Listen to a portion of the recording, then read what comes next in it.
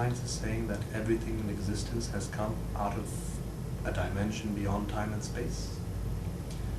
They're saying that before the Big Bang, there was a state where no time existed, no space existed. The whole existence was just in a complete silence. And then suddenly the universe exploded and time and space were born.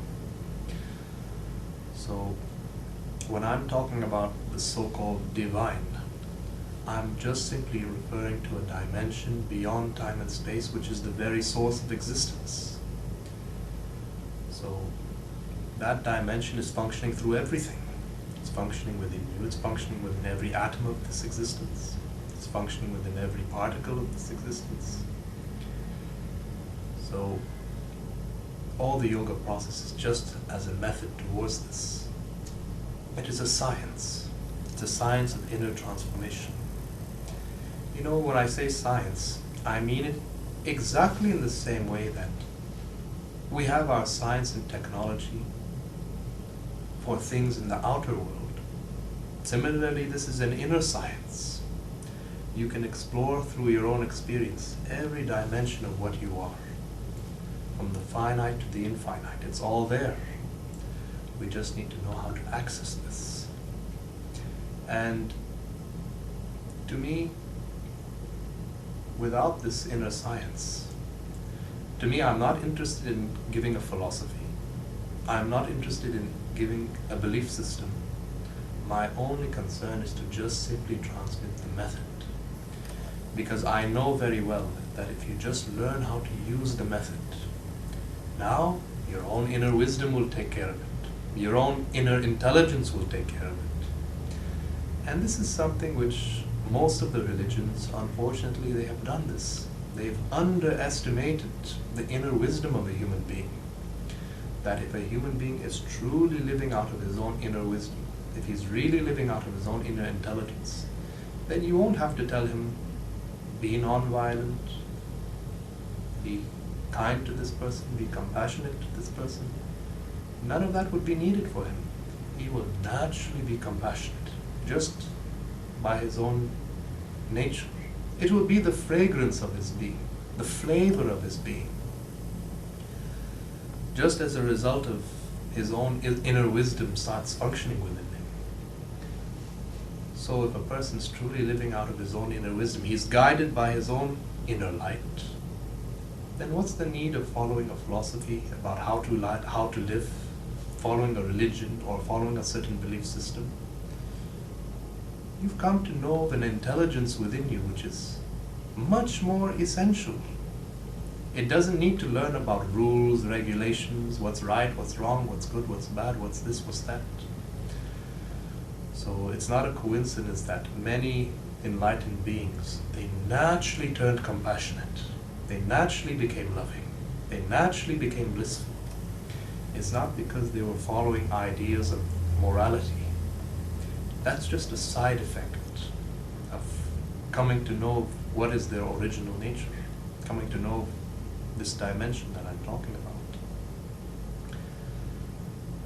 But the problem we have in the world right now is that our ideas of morality have been borrowed, which are very relative. Our ideas of morality are very relative, aren't they? Like, let's say, thousands of years ago in the Aztec civilization. Have you heard of the Aztec civilization? They used to conduct human sacrifice on an enormous scale. And there was nothing wrong with that in their eyes. To them, this was seen not just as something useful, it was seen as divine. Because they were doing all these sacrifices to please their gods, which would give them favors in return. They did not see anything wrong with that. Or let's say there have been certain tribes in Africa. For them, there was nothing wrong with cannibalism. They will actually eat members of their own tribe. Or, you know, if you're a strict Christian, you can't have sex before marriage. That's a sin. Not the case for an atheist. So our ideas of morality, of what's right, what's wrong, what's good, what's bad, are very relative. What I'm talking about is something... More like convention. Yes, you're just following whatever Everybody standards are given by the everybody society decide, in which you're living. yeah. Which is different from culture to culture, different from tradition to tradition. But this is something absolutely different. When you come to know this inner dimension, certain qualities become awakened within you, which are very natural. Just cause and effect, and nothing more than that is needed. So, to me, unfortunately, the problem is that you've been hearing too many teachings about love. You've been hearing too many teachings about being compassionate. When these are only things that can be discovered through your own being. Nobody can teach you how to be loving. Nobody can teach you how to be compassionate. Because right now, for example, if I experience the whole existence as an extension of myself, why would I want to do violence? Right now, if I see you as being not different from me in any way, I know very well that you're just exactly the same energy. You know, science says everything's one energy, changing shape, changing form. If this becomes my experience, I know as out of my own experience that you're made of exactly the same stuff that I'm made of. That the source of existence which works within you is the same source which works within me. Why would I want to be violent? Why would I want to be compassionate? Why would I want to be not compassionate? One of the reasons why people are often violent is because of this idea that you're separate from me. So you're clinging, you have your ideas about what's right, what's wrong. I have my ideas about what's right, what's wrong. We're both clinging very strongly to our beliefs. Now when we cross paths, there's going to be conflict, isn't there? We're both holding on very strongly to our identities. Now there's a struggle of identity between my identity and your identity.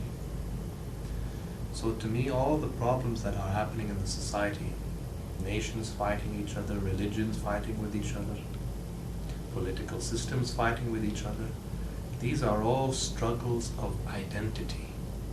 People wanting to affirm their identity.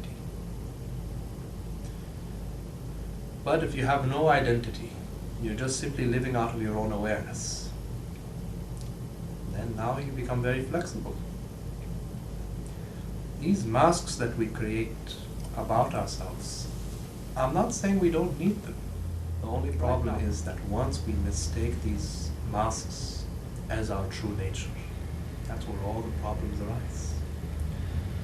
You ever notice, like, let's say with your friends, you show one face, one mask. With your family, you show another face, another mask. Or with your lover, you show yet again another face, another mask. Don't you see this happening? That in so many different situations, we're showing so many different faces, so many different masks. So the only thing that I'm saying is that once we start mistaking any of these masks as our true nature, this is where all the misunderstandings happen. I might be talking about many things in these classes.